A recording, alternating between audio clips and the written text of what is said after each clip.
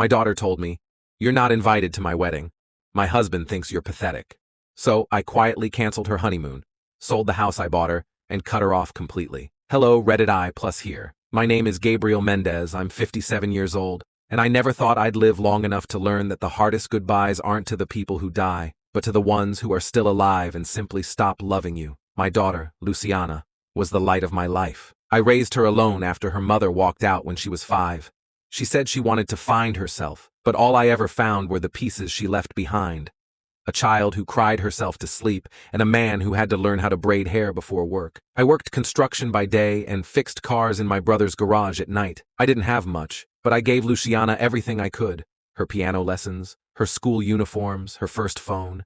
Every nail I drove, every callus on my hands, it was all for her. And when she smiled and said, "One day, I'll make you proud, Dad," I believed her. The call that broke me. It was a Sunday afternoon when my sister Beatrice called. Her voice had that quiet tremble that only comes before bad news. "Gabe, are you sitting down?" she asked. "What's wrong, Bea?" I said, frowning. "You sound off. It's about Luciana. I think you should see this." A moment later, my phone buzzed. She'd sent me a link. I opened it, and for a moment I thought my eyes were playing tricks on me. It was a wedding photo. Luciana, my little girl, in a white gown, smiling like sunshine. Beside her stood Samuel Ortega, her fiancé, the man I had met twice and never trusted. Behind them stretched a luxury garden filled with people dressed like they were attending a royal ceremony. But there was something missing from the photo. Someone missing. Me. I scrolled through every picture, desperate to see even a glimpse of myself, of Beatrice, of anyone from my side of the family. Nothing. I called Bea. "When was this?" Her voice cracked. "Yesterday. I saw it on one of her friend's Instagram stories." The room went cold. She had gotten married, and I hadn't even known the date. 6 months earlier, Luciana had come to me crying, saying she needed help paying for the wedding. "Dad, the place we want costs a fortune. Samuel's family is covering most of it, but we're still short," she said, eyes shining the way they did when she wanted something. I gave her $30,000. That was everything I had in my savings, the money I'd set aside to finally retire before 60. She hugged me so tight, I thought she'd never let go. "You'll be sitting front row, Dad," she whispered. Now, that promise felt like poison. I stayed up all night replaying that video, her walking down the aisle, her eyes full of joy, while I sat in my empty house, a ghost at a wedding I never attended. The next morning, I called her. She answered on the second ring. "Hey, Dad," she said lightly, as if nothing had happened. "You got married," I said quietly, "and you didn't even tell me." There was a long pause, then she sighed. "Samuel thought it would be better to keep it small. Just his parents, some close friends, nothing personal." "Nothing personal," I repeated, my voice trembling. "I'm your father, Luciana. You think that's nothing personal? Dad, please don't make this about you," she said with that new tone, the one she used ever since she met him. "Samuel just didn't want things to be awkward. He said you wouldn't really fit in with his family's guests." The air left my lungs. "Fit in?" I whispered. "He just thinks you're kind of, well, rough around the edges. He didn't want anyone judging you." I didn't speak for a moment. Then she added almost coldly, "Dad, you have to understand. We're trying to move forward. Samuel says your attitude can be a little pathetic sometimes." That word. Pathetic. My daughter, the girl I raised with my bare hands, had just repeated that to me like it was nothing. "Is that what you think too?" I asked softly. Silence. Then a click. She'd hung up. I sat there in the dark, staring at the walls I'd built myself. The ones I'd painted after she moved out. The same walls that once echoed with her laughter. And I made a decision. The house she and Samuel were living in, bought under my name. I'd purchased it as a gift years ago when she got her first job. The honeymoon trip to Italy, booked on my credit card because they hadn't finished paying for it. And the car she drove, a gift from me after college, still registered under Gabriel Mendez. So I took back what was mine. I called the travel agency and canceled the trip. I listed the house for sale, and I reported the car as reclaimed property. 2 days later, my phone rang. "Dad, what the hell did you do?" she yelled. "I reclaimed what I paid for," I said calmly. "Consider it my wedding present." "You're insane." "No, Luciana, I'm finally sane." Weeks passed. Silence. Then one night at 2 in the morning, someone knocked on my door. I opened it to find Luciana, mascara running, holding a duffel bag. "Dad," she whispered, her voice trembling. "Can I stay here for a few days?" Samuel left. He said he needs space. I stared at her. For a moment, I saw the same little girl who once climbed into my bed during thunderstorms. But the pain was still raw. "You made your choice, Luciana," I said quietly. "You chose him." and you chose to erase me. Dad, I was wrong, she sobbed. I thought he loved me. You thought I'd always be here waiting. I interrupted gently. But sometimes love has to stop so self-respect can live. I closed the door. I stood there for a long time afterward, listening to the sound of her footsteps fading into the night. 1 year later, I haven't heard from her since. Sometimes, when I drive past the park where I used to teach her to ride her bike, I wonder if she ever thinks of me. But I've learned something. You can love someone with all your heart and still have to let them go. Because love without respect isn't love, it's servitude. And I'm done serving anyone who treats my love like a weakness. I lost my daughter the day she called me pathetic, but I found my pride the day I stopped believing her. And that, I suppose, is the day I finally became free. It's been 7 years since that night at my doorstep. The night I closed the door on the woman who used to be my little girl. 7 years of birthdays I didn't celebrate. 7 years of quiet mornings, coffee gone cold, and memories that refuse to fade. I still live in the same house, though it feels emptier now. The tools are all in their usual place in the garage. The smell of engine oil and rain-soaked concrete lingers, the smell of my life. Sometimes I catch myself setting 2 plates on the table, out of habit. I used to do that when Luciana still visited on Sundays.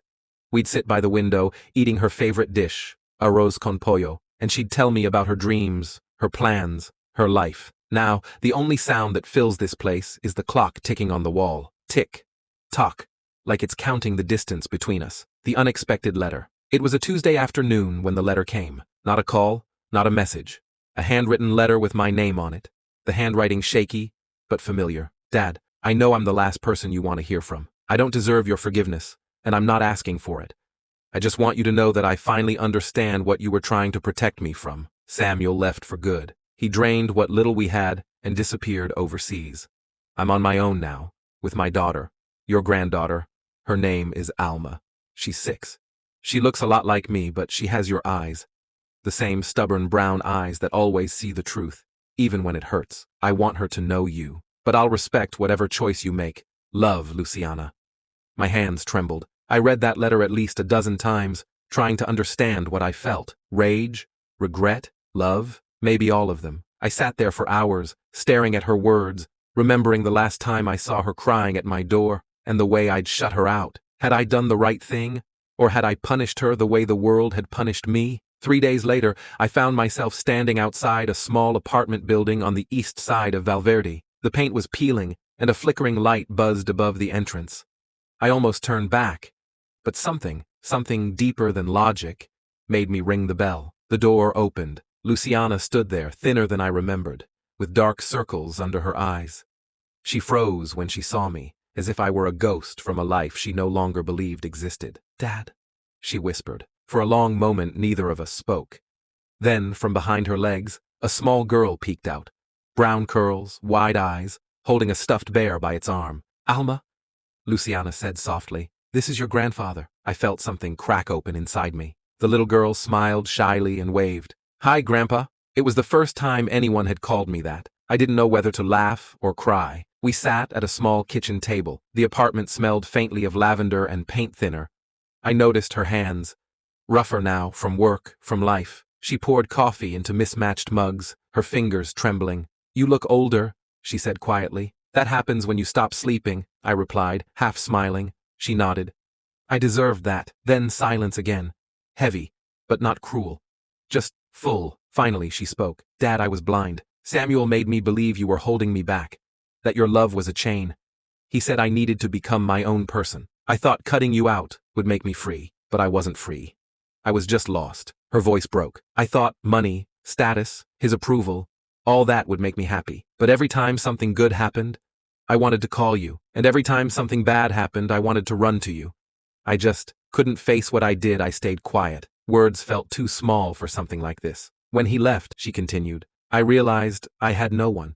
None of those people who laughed with us at the wedding called me back. Not one. I lost everything, Dad. She took a deep breath. I lost you. I looked at her then, really looked at her. The proud, sharp edges she used to wear like armor were gone. All that was left was the daughter I'd once carried on my shoulders, the one who'd fallen asleep in my arms after long days at work. You didn't lose me, I said softly. You pushed me away. There's a difference. She nodded, tears streaming down her cheeks. I know. I'm so sorry. For the first time in years, I reached across the table and took her hand. It was shaking. So was mine. "You're my daughter," I said. "Nothing changes that. But forgiveness isn't about forgetting.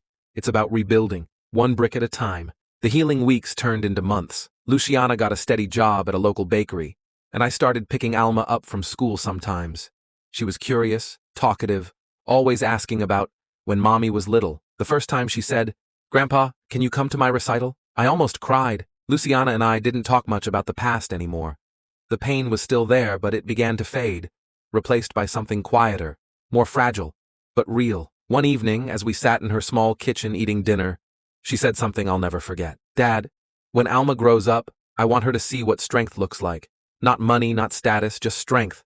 The kind you showed me, even when I didn't want to see it." I smiled.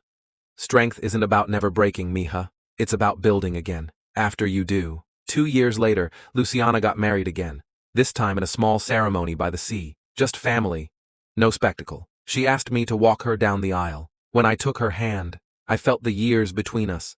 The silence, the anger, the hurt, all dissolve under the sound of the waves. As she walked beside me, I realized forgiveness isn't about making the past disappear. It's about choosing love over pride, one more time. When the officiant said, "Who gives this woman away?" I looked at her new husband, then at Alma standing in the front row, smiling with missing teeth.